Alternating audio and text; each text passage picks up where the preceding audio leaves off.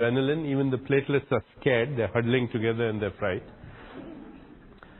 Everything is in the fast lane. Insulin, glucagon, cortisol, adrenaline. When they suddenly drop dead of a premature heart attack, then of course they've run out of time. And then some people's internal dialogue seems to be, I have all the time in the world. You'll find that their biological clock is different, slower.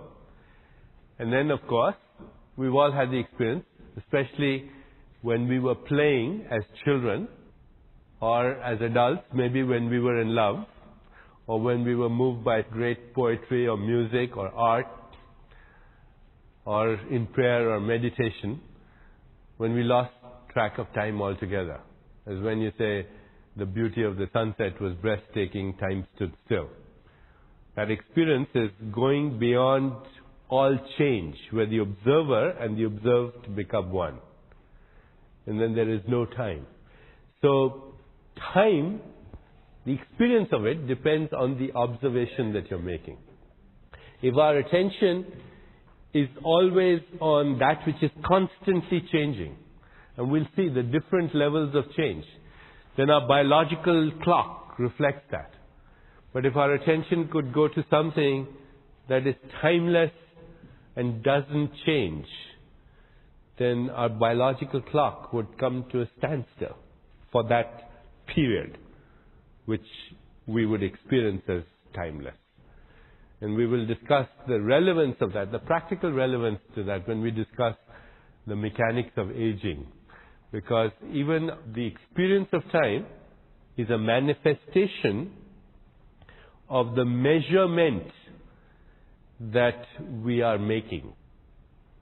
And if the measurement is in the realm of the relative, where everything is changing, then time accelerates.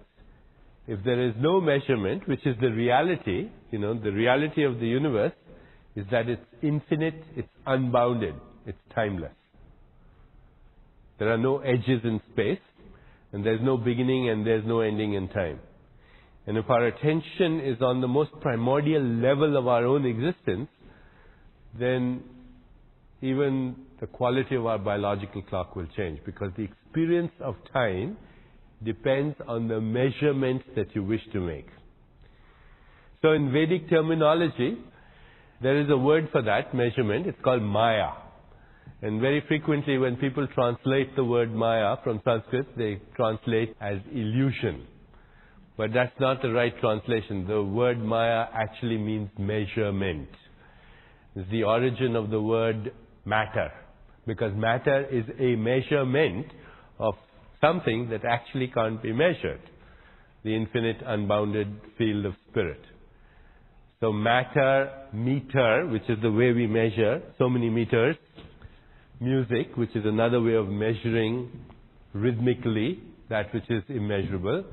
Matter, music, meter, measurement, mother, which is the womb of creation, where we start the measurement. We start measuring as soon as we are born.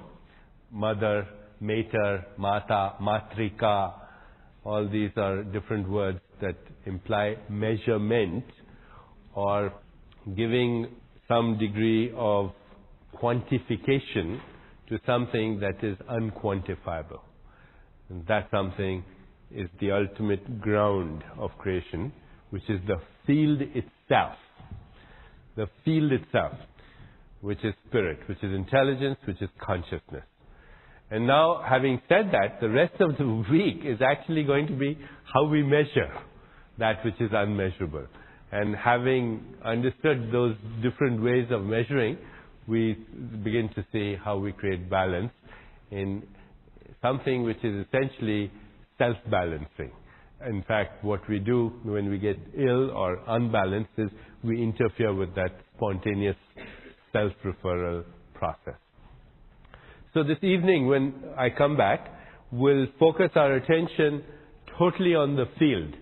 And during the rest of the day, we'll be focusing our attention on the measurable aspects of the field.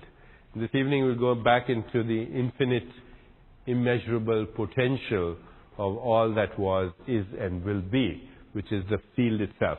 Einstein, in the early part of the century, when he started his theories, he said in the new physics, there is no place for matter and the field at the same time. In the ultimate reality, the field is the only reality. And the field, which is spirit or intelligence or consciousness, it is the ultimate and only reality.